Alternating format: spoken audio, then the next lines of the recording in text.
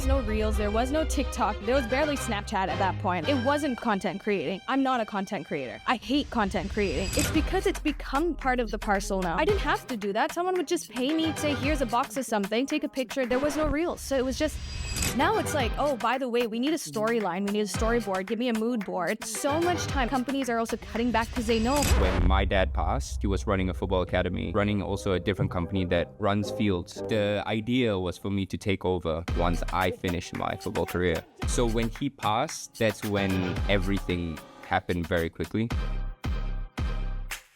All right, guys. Welcome to this podcast episode of EduvoTalks. Thank you. Thanks for having us. And this is another strange experience to me because not only are we having two extremely interesting guests, but two of my very best friends. So this is a little different, but also a great opportunity for us and for you to dive into some of the interesting parts of life. And obviously, with the two of you, Sean being a football player, that's how primarily the Malaysian population at least knows you. And you, Kharina, it's as an influencer. Mm-hmm. Hate the word. You hate the word? But the word. So tell me, behind the influencer, Kharina, and behind the football player, Sean, very open, who are you? I'm an unfiltered crazy gal.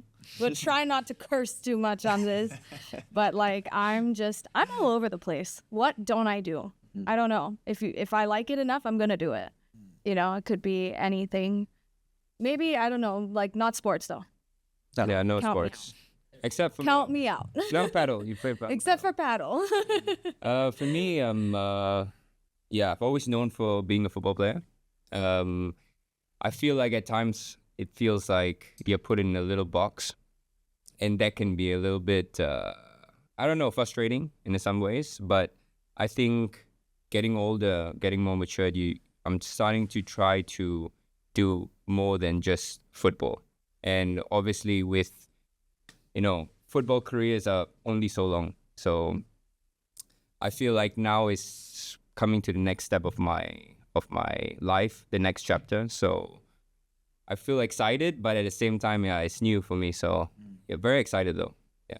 It's a very interesting journey. Obviously, as a football player, you've been hyper committed to your craft your whole life, and now you start to have maybe not other interests over football, but there's other things in life that starts to also really take your interest. Yeah. When was there a point, like at some point, where you just decided you knew, oh, this is where I need to focus on something else? Yeah. I'll be honest. I think the key factor was when my dad passed. My dad, he was running a football academy. He was running also a different company that runs fields, rents out slots for the football fields and everything. So he was very involved in all of these things, and the idea was for me to take over once I finished my football career. That was the idea.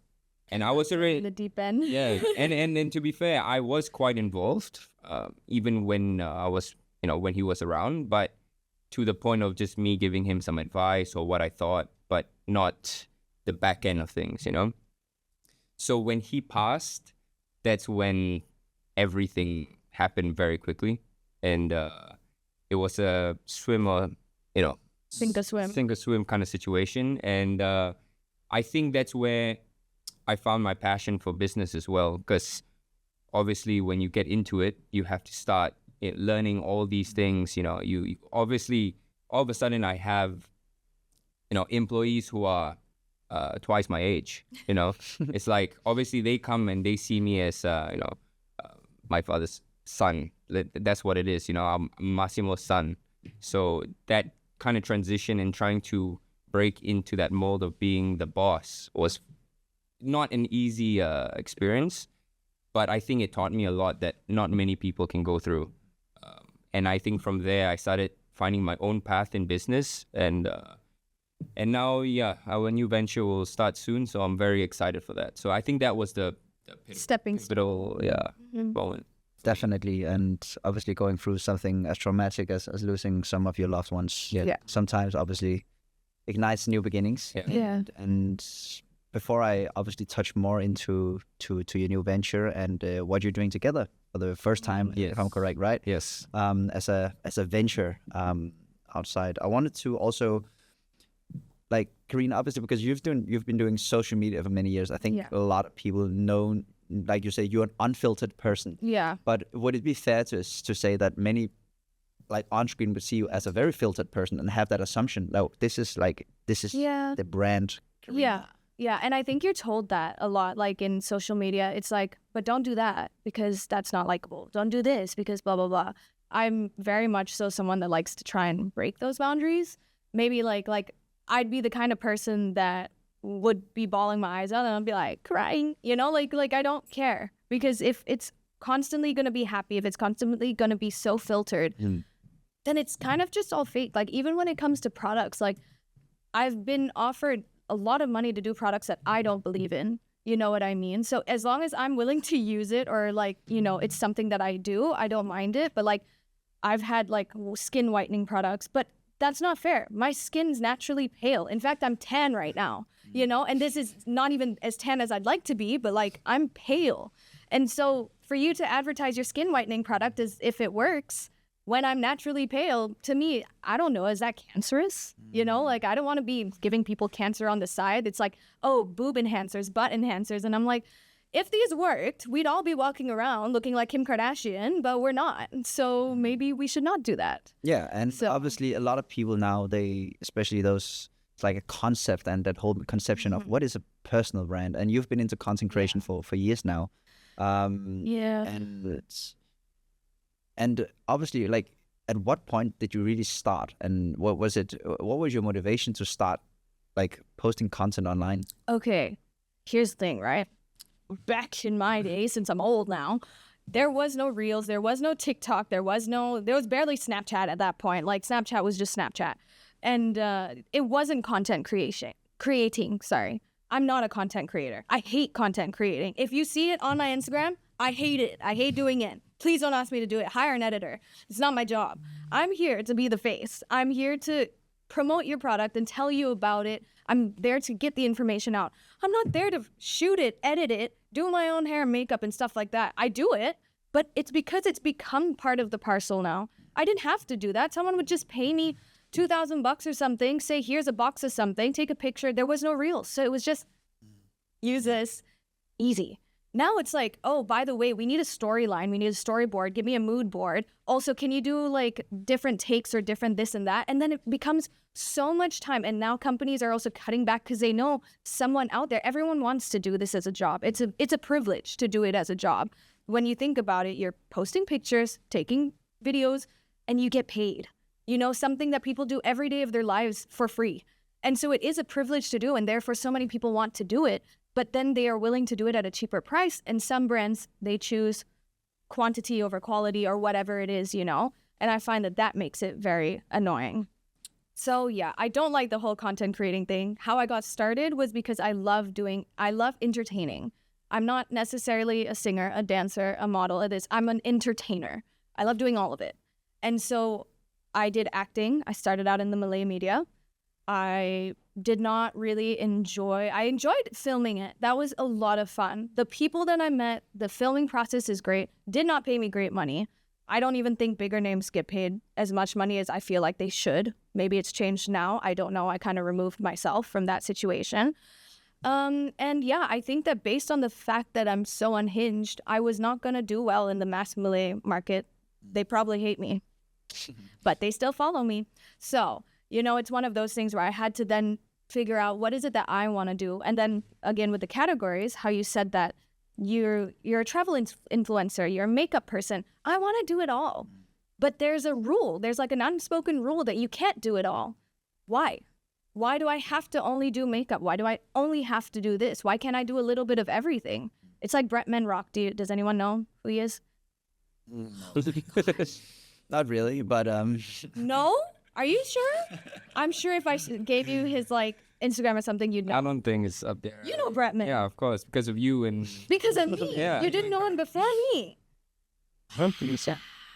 Okay, well, this guy, he's known for being he's gay, he's wild, he's cursing every second, like it's like, hey bitch, like that's his brand. And a company once came to him and told him, you can't do that. Why did you do that?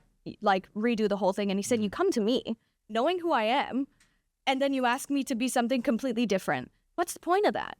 So I'm kind of on that page. Anyways, long story long. Do you still think there's like a place for authenticity in that whole world? I think there is, if you're willing to lose a job or two, or if you're willing to know that it's going to be a harder way to get there. Yeah, which I've kind of accepted at this point. Another thing, if you just like stay with Ukraine for a second, is that for you, there's also been a little more to the journey since you've been very vocal about mental health and diagnoses in the past. Can you why is that? That one was kind of by accident, to be honest. I have very bad OCD and anxiety.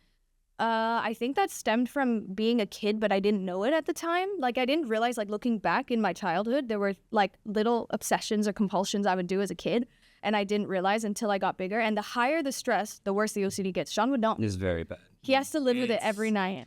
It's tough. Do you want to give him an example? I don't care. I told you unfiltered. Every night before we sleep, she'll have to come, like... Until today. She'll come from the bathroom to the bed, and she'll have to ask me 3 questions every time. And she already knows what the answers need to be. Yeah. So the questions will match what answer that she's looking for.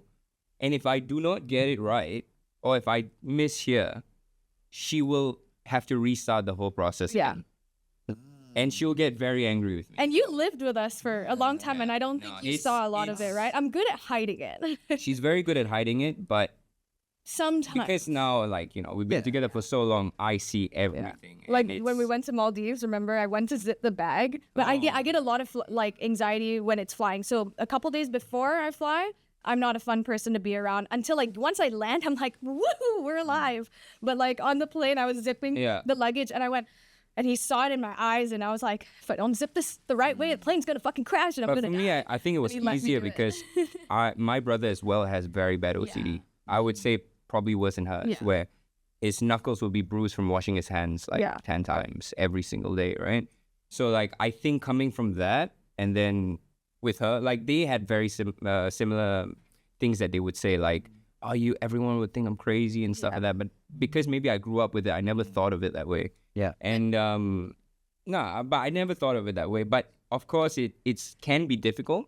It can be very tough. Like sometimes, I remember growing up, and I'm the little brother, right? But I'm having to tell my bigger brother to get out of the shower because he's been in there for about an hour. Yeah. You know what I mean? So like things that I don't understand myself, but I'm having to help someone else. Yeah. But I think she's helped me understand it a lot more. Have I?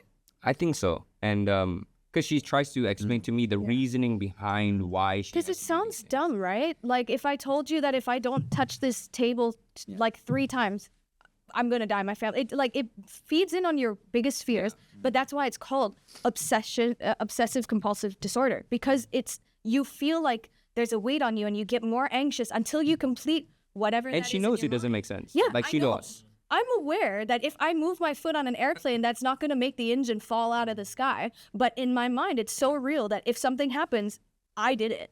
You know, it was my fault. I think it's a great way you actually explain it, that because we can all relate to it, that we have sometimes these thoughts, right? Yeah. That if we don't do X, Y, something will happen. And I know for you, for instance, for your background as a football player, I know you don't necessarily have the trait of having OCD or something like that. He has one, Sema. I'm going to cut you off. But yeah, even as a football player, I mean, there are things I would chewing gum before a game. I think it's what's the word? It's not to say OCD, superstition. But it's a superstition, I would say. But I guess it can be a borderline of OCD. But like, for example, I would think to myself, if I don't have a Red Bull before a game, I'm going to play badly. And in my head, if I don't have it and I play badly, I have myself to blame for that whole thing. Yeah. Also happened with boots.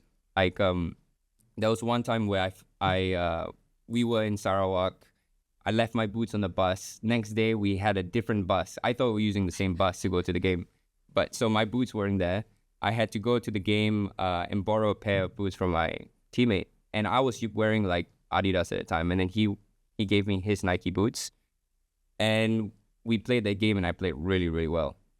And after that, I changed to Nike, and I was always Nike for the whole longest time because of that thing. So yeah, I do have a little bit of it, but I think we all do. It is. Yeah. It's just levels, right? It's just Hers is a little bit more unhealthy. yeah. But you still, I mean, a lot of people now today, they are starting to be more vocal about their whether it's a disorder or it's Yeah. OCD or whatever, Yeah. right? And but quite early on, before it got more, I will not say mainstream, Yeah, but yeah, it is more yeah, yeah. mainstream today to speak about how you It feel. is. Yeah. But you did it quite early on, right? Actually, what happened was I was at my grandma's funeral, morbid, but and my cousin, I had a panic attack. Death scares me, death in airplanes. So, he recorded it without me knowing, and I was having like a really bad panic attack, and I found out he had this clip, and I was like, I'm just gonna post it online and like just say like this is what happened to me.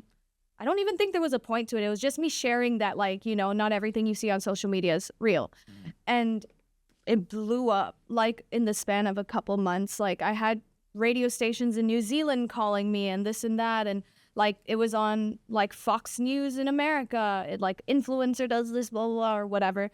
That was weird, but it was funny because I was getting a lot of hate, like especially on the, I think, correct me if I'm wrong, it's the Fox News website.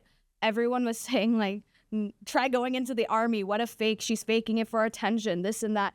And the thing is, I don't even blame people because I get upset as well when I feel like you can't prove that I have OCD and I can't prove to you that I don't, So when people do that, and there's so many snowflakes in the world nowadays that these tiny, tiny things are complaining, or they say, I have this, I have depression, sometimes it's not true, and it's very hard then to believe which one is and which one isn't true. Mine was purely just putting it out there. I didn't know it was going to be picked up by all these people. It literally happened. It wasn't even... You didn't know it was getting filmed. I didn't know it was getting filmed. Yeah. And there, it's actually prolonged, like, as in, like, there isn't video of this, but I actually walked from where I was sitting to my mom's car. And were you there? No, right? And, like, it was still continuing in the car, the white Alphard. And I was just sat there, and they were like, okay, you need to calm down. One of my cousins came to me and was, like, trying to, like, read a prayer or do something just to like, figure it out. And I just sat there for like 30 minutes, but no one saw that footage where I was still hyperventilating, because I don't have footage because it wasn't pre-planned. So I don't know, but I did get a lot of hate, which was funny, but I also got a lot of love and a lot of people messaging me saying, you've helped me. Thank you. Or there are actually a couple people that I'm friends with all the way in like Canada, America, these places, because some of their stories, I couldn't reply to all, but the ones that I did or the ones that I found were very similar to mine. I'd reply them and they'd be like, thank you, I needed this, how do you do this or that? And sometimes when I can, I'll reply because I don't have the answers, but I'll try. I have this idea that somebody who is as exposed as you are online, Yeah. who is still dealing with these things behind the scenes, to me, somehow it seems counterintuitive, and somehow does it somehow has it affected your journey as more inside for like the whole online space to have this OCD? Yes. Really? Editing. Oh yeah, you're right. Can't edit.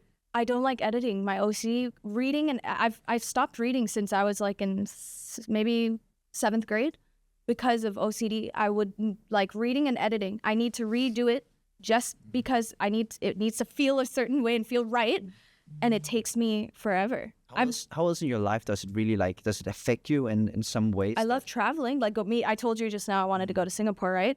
The only thing, not even like money, not this, not that, is the fact that I know how I'm gonna feel up until I get to Singapore, up until I get back, knowing that I have to get on a plane. So that it's annoying because I love traveling. You know me, I love traveling so much. But the irony is that you have to take a plane. Like there are times where I'd actually opt to take the car ride for 5 hours instead of take an hour-long flight. Yeah. Just because of that. So that holds me back. The editing holds me back because I love shooting content, love doing stuff, hate editing. So I'll try and pay someone to do it, but now editors are expensive, and to find good ones as well that do it in a timely manner. And what was the one that you said just now? Editing and and I said reading. I loved reading books growing up. And it's now, I haven't done it in a while, but it's the thought of knowing what it used to be I think that still scares me. But now that I've said this out in the open, maybe I should try and read a book again or do something like that. How does, like, if you were to obviously like look back at your life now, you see, you know, obviously you know yourself much better at the stage of your life compared to, let's say, just say 10 years back. If you could somehow advise yourself 10 years back and in order how to live with something like this, like an OCD, what would you tell yourself? It's kind of hard, right? Because I think it's different for every person. Part of me wonders if therapy would have been good, but I have gone to therapy for it, and I feel like sometimes if the therapist doesn't match the thing, it's going to get worse. I found one article about this woman in Singapore, and she helped someone who, like, she was so much worse than me that she like would photocopy 200 pages in her workspace because she needed to. She couldn't leave the house at one point because it was such a compulsion. I really wanted to see her, and I still have it saved, the article saved on my phone somewhere up there. I wish that I back then had found her and actually made an effort to go and see her, because maybe that would have helped me now, because the therapist that I saw in KL didn't do me any good. So not necessarily therapy, actually. You're not too sure about. No, I'm not, because I think for everyone it's really different. I'm not even sure that therapy would help me. I think that I believe in therapy and I'm very open to doing it, but I truly believe that you need someone who specifies in that field. And the therapist that I went to see did not specify in it. I don't know if she was a general one or more for, I was younger at the time, was it a children, this or that? Like, I'm not sure, but when I came across the one from Singapore, every single thing aligned with how I felt in that article that doctor and that woman posted, everything. And I was like, I need to meet this woman, you know, and I never did. But I wish I did that. And I wish my mom was not such a worrywart, because I feel like we just spoke about this. I feel like my mom actually kind of put these worries in, like, my mom literally made me grow up thinking I was going to be molested, raped, killed, followed, like, you know, like cut into pieces and shoved in a suitcase. Like, my friends, I'd go to the mall when I'm like 12, 13, 14 years old. Like, that rarely happened since my mom thought everyone was going to be kidnapping me. And my friends would have to be like, the guy's not following you. He's just walking in the same direction. You're not being stalked. He's not going to put a bag over your head. So I think that a lot of the OCD also stemmed from, like I said, it gets worse. It flares up with anxiety. I see. So that's the only thing maybe I would say, but I don't have control over that. My mom also didn't intentionally do that. You know, she was just worrying for her child. So, yeah, I'm not sure that I have the answer for that one. You don't need to. I want to touch upon something a little more contemporary, which is entrepreneurship. I know obviously a bit about your backgrounds as you inside of mostly the digital space, and you in football, and launching your first physical venture, like together from the ground, and obviously from your backgrounds, which is very far away from that. Can you take us through what's been the thought process, and can you share with us what are you actually looking into launching, and what has been the thought process behind that? Well, I think initially what it was is that I think the beautiful part about living in Malaysia is that you can see what's working in other countries that are, you know, a little bit more developed. I don't want to say that, but thank you. I was trying to find the right word for it. Not to say in a bad way, but in a sense, like, you know, we are always there, but maybe we're just a step behind or 2 steps behind. And so it's kind of good where you can see, oh, that's working over there. I like, even, to be honest, podcast was not a thing in Malaysia for the longest time. Yeah. I think, you know, it was going on. It was huge in US and UK and everything. And only recently I start seeing more and more podcasts pop up in Malaysia. So I think that was the same thing with our venture, that we're trying to do like a paddle pickle social club kind of thing. And we saw that it was happening in, you know, all the European countries. It's coming to Asia as well. So I thought, we had a feeling that it would work. And then there was one facility that opened up in KL. And to be fair, it took them quite a while for them to, you know, gain the traction and educate the people on the game. But eventually we started seeing that there was a good response. And I think that's when I was thinking about the idea of doing this paddle venture, and in my head I was like, this is going to be the next step in my life. And I think with Kharina, she's very good at a lot of things. Like she used to run a few businesses on her own before, so she has very good, like she's very good at sourcing. She's very good at man management as well. Many different things. And as you know, as an influencer, money is not always coming in. No. There are some months where you're making so much money you don't know what to do with it, and then some months where you're just making zero. And I think she's also at a point where she wants to be making stable income, as everyone does. Yeah. And I thought to myself, it would make sense if, we do it together. I think she has her own expertise, I have my own, and I don't have to be doing it alone as well. And I think so far it's been a year? Yeah. Since we've been. A year and a half. A year and a half. And I feel like our relationship is stronger than what it was. When we Actually, a lot of people advised against it because how he got into business and figured out he loved it. I always knew I loved business. It was something I was going to take. Obviously, a college dropout. Don't follow my lead. But I mean, I wanted to do business, always loved it. It was something I wanted to major in and stuff like that.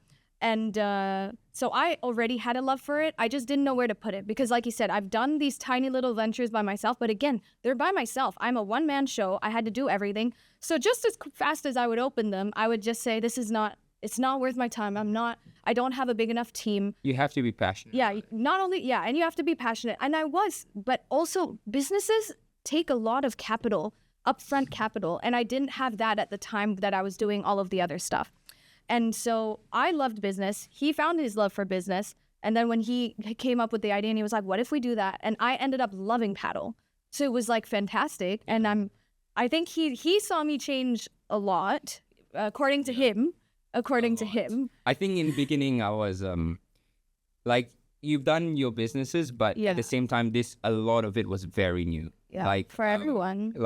It was things that I had to experience when I was taking over my dad's businesses and having to learn the ins and outs of things that are very boring, but you have to know, in business, networking, just understanding, what values you can get out of different people, all these kind of small traits and information. And the good thing about Kharina is she's a very fast learner.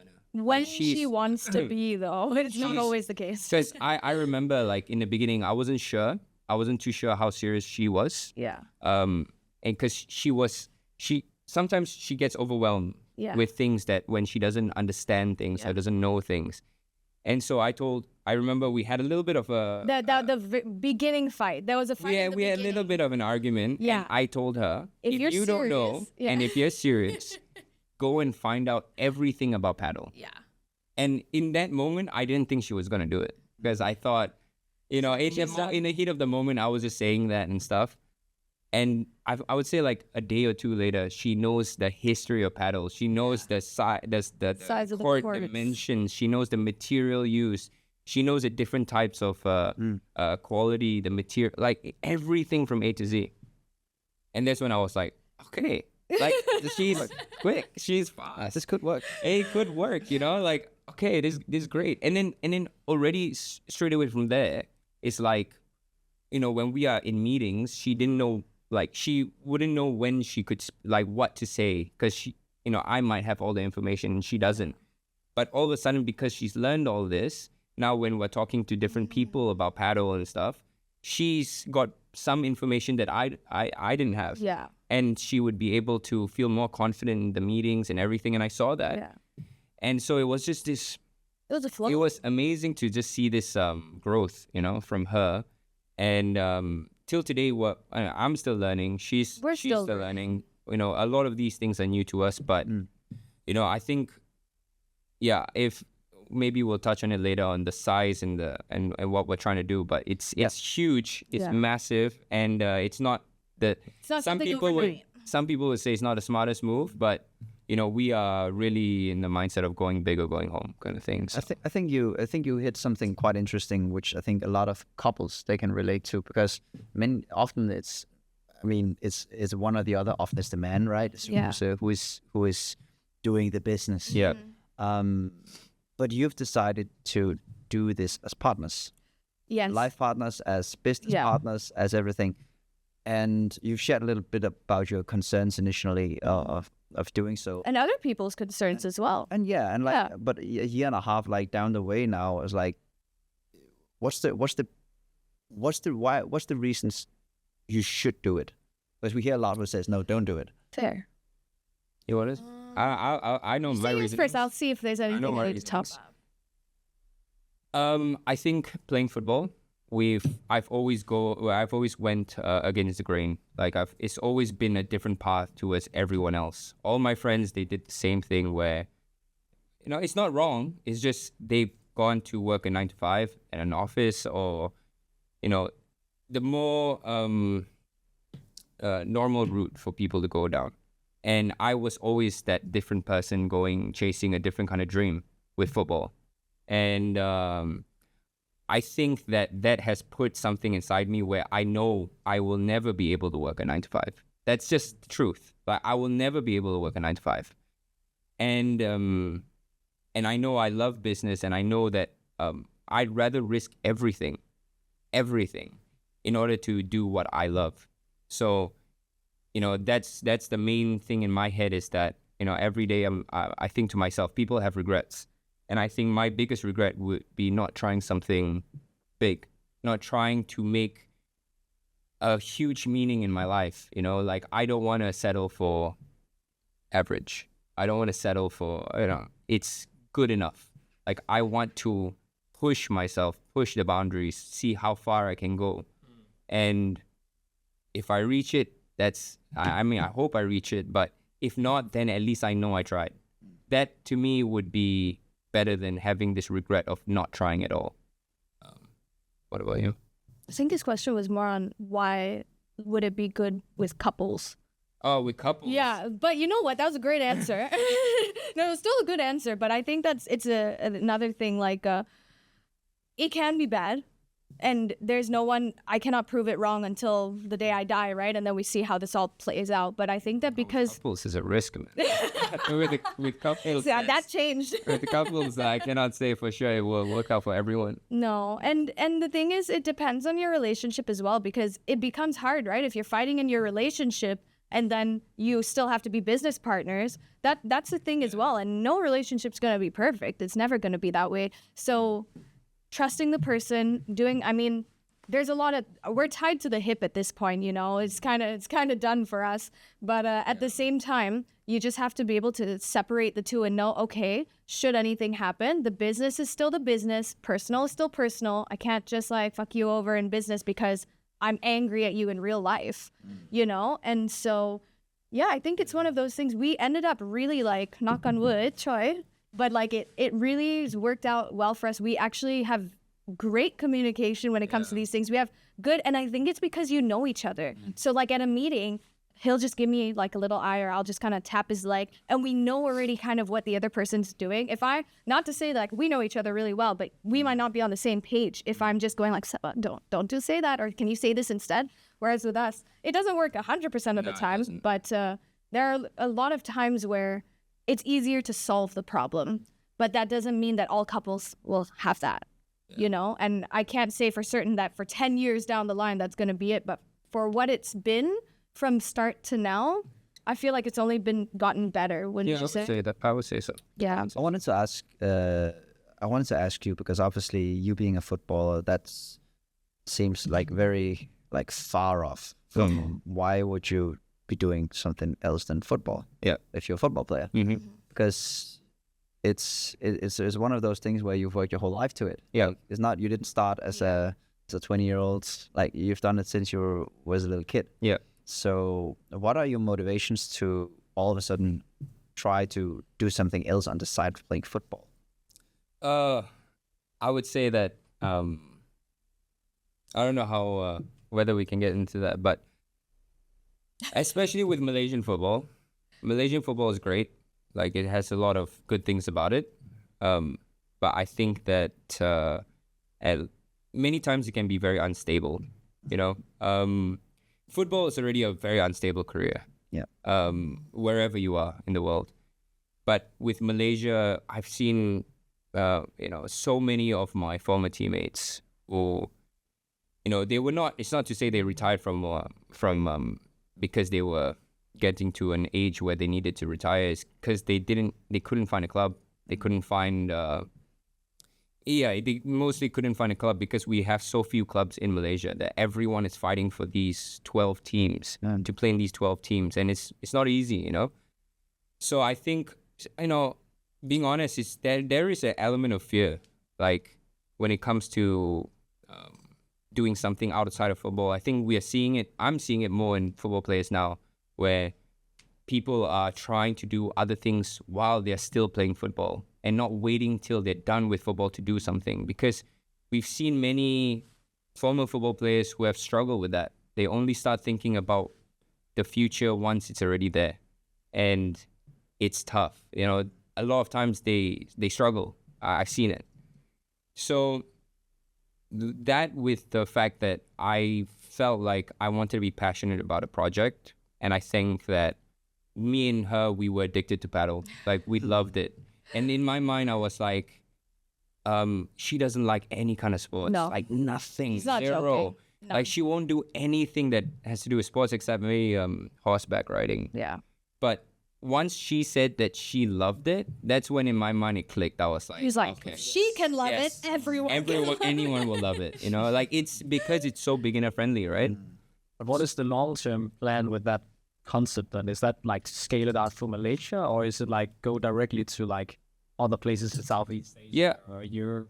I think that is the plan, is to at least build it up in Malaysia as much as we can, because I do think in KL and Selangor we're seeing a lot pop up, but in the other states not yet.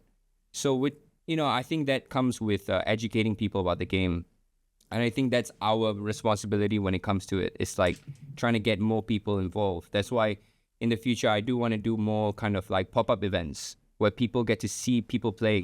There's these portable paddle courts, and you can actually bring it to different, maybe in the malls, in the middle of the mall, and people can actually watch it, and they get an interest into it. So definitely to try to build it in Malaysia and eventually get it out in hopefully maybe in Southeast Asia. But for me, the way I seen my dad run his business was that everything he did had synergy with each other. Yeah. So initially he started with the football academy, and then he realized, we need a home base. So then that's when he started the company that runs the football fields, so that they could work together. And then eventually he started doing the AI video camera, where the ball tracking. So it would, he's automated. He can track the ball wherever it is. So everything sort of had synergy with each other, and he was looking for more things that would have that synergy as well. And I think that's kind of what maybe I want to do as well, is that I don't know what it is today, but perhaps when we, 1-2 years down the line, I see an opportunity to do something that works well with our projects. Maybe that's something I would want to do then, and build upon that, and not have our brand just be a sports facility brand. It could branch off into other things as well, and not to keep ourselves in that box. That is the idea. That's the plan. But for now, we're very focused on getting these projects out. Yeah, so we're focused on this, and then eventually we'll see. But definitely, I always want to push, where we can, for sure. We've gone through a lot of different stuff about you two as a couple, as individuals, your histories, and also venturing in now to building your own social club. Yeah. Which is very different. One last note for an audience, like going into entrepreneurship, obviously, and you having very different backgrounds. Is there something you would advise people to do who want, like you said yourself, who wants to go big? Like, Hey, wanna go? any advice? I mean, like, just in a sense, it is go big or go home. You have no risk, no reward. We're risking a lot of things right now to do big things.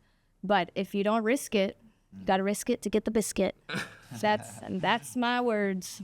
Yeah. Now, that's awesome, guys. Thank you so much. Thank you. And, let's wrap it up here. All right. Awesome. Thanks for having us. Thank you for coming.